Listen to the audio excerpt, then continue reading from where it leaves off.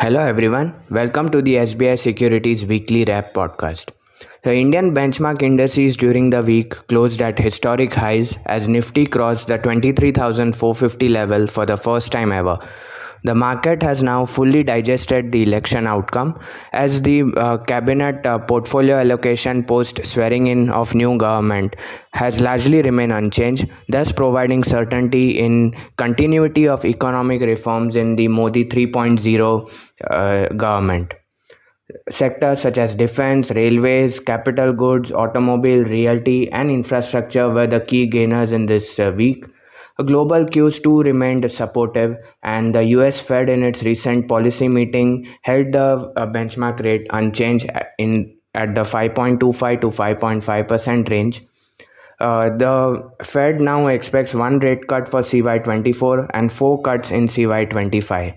It believes that inflation has made modest progress towards its targeted 2% level, while the recent jobless claim also suggests some cooling off in the US labor markets.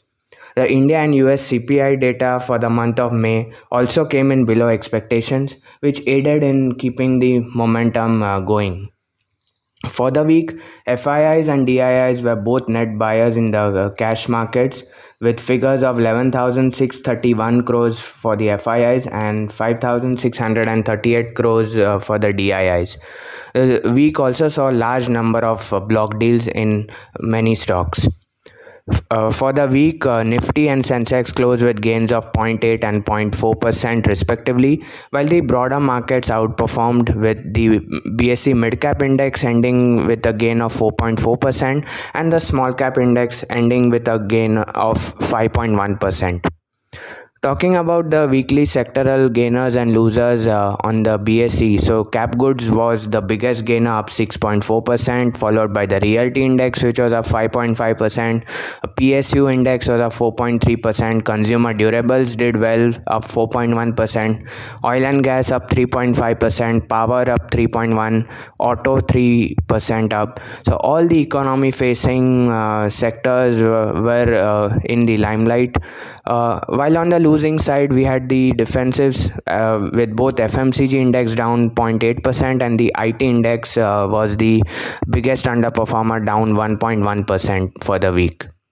In terms of stocks on the Nifty, so biggest gainers and losers, so Shriram Finance was up 9.4%, Ultratech Cement was up 7.5%, HDFC Life was up 6.3%, ONGC up 5.8%, while Cipla ended with 4.5% gain. While on the losing side, we had HUL, which was down 3.8%, Infosys was down 3%, Kotak Bank, Tata Consumer Products losing 2% each, while ITC also ended 1.8% lower.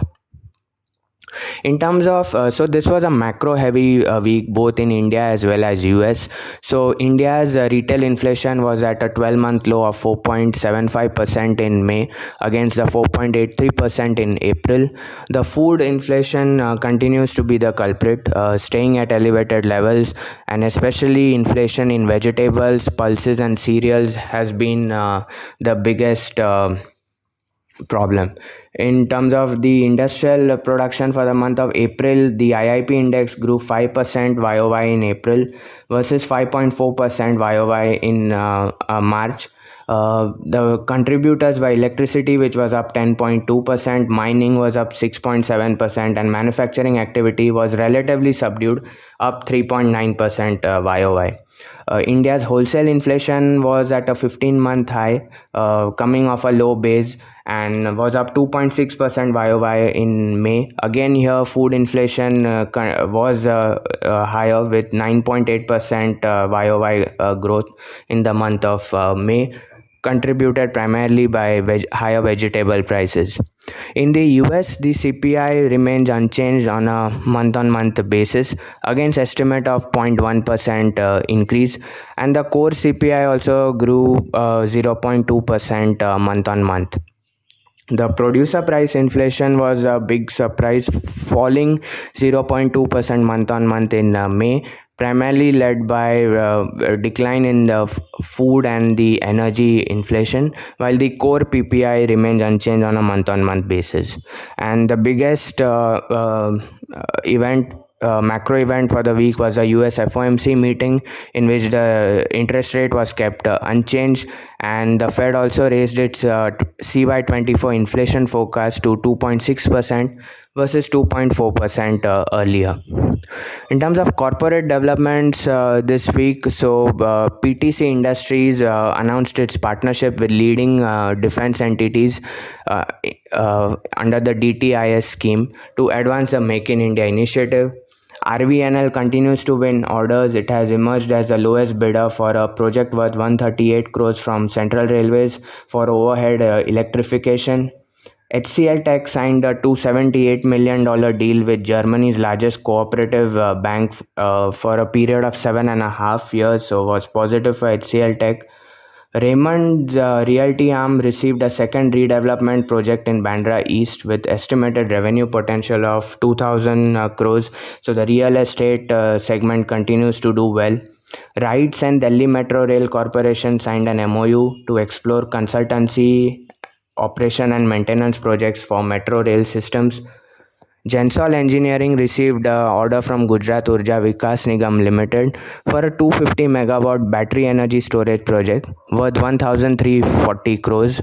And this will supply electricity on an on-demand basis to Gujarat state discoms. So positive for Gensol Engineering. Nalco signed a big backward integration agreement. So it executed a mining lease deed with the Odisha government for bauxite mines in Koraput district, which will have an annual production capacity of 3.5 million tons, and reserves are estimated at 111 million tons, and projected mine life is about 32 years. So big positive for Nalco. Suven Pharma signed a definitive agreement to acquire 100% stake in Sapala Organics, which is a Hyderabad-based CDMO player. So positive for Suven Pharma. Havells India has decided to expand its AC manufacturing capacity at its Rajasthan and Sri City, Andhra Pradesh plants, and this capacity will come on stream in Q4 FY25 before the start of the next summer season. And Ambuja Cements acquired 100% stake in Penna Cement Industries at an enterprise value of 10,422 crores. This will help improve Ambuja Cement's market share in the south, and Penna Cement has a 10 million ton capacity in Andhra and Telangana. So positive for Ambuja Cements acquisition has been done at a good price and will be funded via internal accruals. In terms of other major orders that were this week, so Siemens and RVNL consortium won an order worth 400 crores from Bangalore Metro Rail Corporation. Ahluwalia Contracts won a 384 crore order from Birla Real Estate. DCX Systems also won an order, while BL Kashyap, again a EPC player, won an order from Satwa Homes as well as DLF City for their real estate projects. In terms of the calls given this week, in pick of the day, we have recommended 361 wealth and asset management at a CMP of 790 rupees with a target of 885 rupees. It's one of the fastest growing private wealth management firms in India, with consolidated AUM at 4.6 lakh crore as on March 24. The wealth management industry is expected to grow exponentially over the next 5 years, with average annual growth of about 13 to 14% per annum.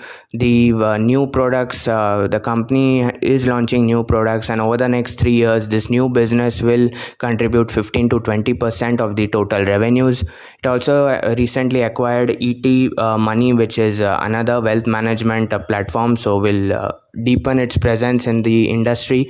And at CMP of 790 rupees, the stock is trading at 26.4 times FY25 P. Next up is Surya Roshni. We have recommended at 616 rupees with a target of 678 rupees. The company expects volume growth of 15% in FY25 with EBITDA margins in the range of 10 to 10.5%. It expects its EBITDA per ton from the current 5,400 rupees to rise up to 6,500 to 7,000 rupees once the proposed expansion plan is fully commissioned. It has allocated 500 crores to increase its steel pipes capacity to 2 million ton by FY26 from the current 1.2 million ton. So capacity expansion, debt reduction is likely to be positive for Surya Roshni, and at the current price of 616 rupees, it trades at a FY25 PE of 15.8 times. Next up is Jindal Steel and Power. So at the current price of 1028 with a target of 1131 rupees, it's one of India's integrated primary steel producers with significant presence in mining, and the manufacturing units are located in Chhattisgarh, Odisha, and Jharkhand. The FY24 volumes were at 2.5 to 3 million ton per annum, and it expects the same to ramp up to its capacity of 6 million ton in FY25. So volume growth will be strong for FY25. Capex for FY25 will be in the 7,500 crore to 10,000 crore range. It has also taken a price hike of up to 1,000 rupees per ton in the first quarter of FY25.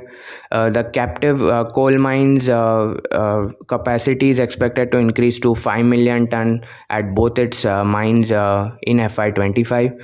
And valuation also is attractive at EV by EBITDA of 9.2 times FY25 uh, in FY25. So quite attractive valuation.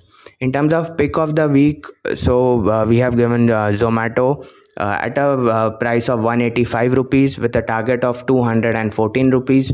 It has a diversified business model, so operating in the food delivery, B2B supplies, quick commerce, and other segments like dining out. Uh, Under the food delivery, an estimated 63 million orders were delivered in FY24. The quick commerce segment under the Blinkit brand is doing very well. Its presence in 800 plus cities in terms of food delivery, and contributing 63% of the overall revenue, while the quick commerce segment is present in the 26 cities, and it's looking to expand both these segments in other cities as well. The restaurant base is also growing, which is another positive for the company. The valuation is at a premium but well supported by earnings growth. So FY25 it trades at a consolidated P of 111 times, but premium valuation, but the growth going ahead, we believe the valuation multiple will stabilize in medium to long term as the earnings growth picks up. In terms of market outlook for next week, so next week will be a truncated week as market will remain shut on Monday due to a public holiday on the occasion of Bakrid. In the absence of any major news flow from domestic and international front, we expect the action to be largely stock specific. The market will also closely watch the further progress of monsoon, as this time the arrival has been on time. In terms of for key corporate actions in next week, kindly refer to our weekly wrap report. The link to view the report is shared in the description box below.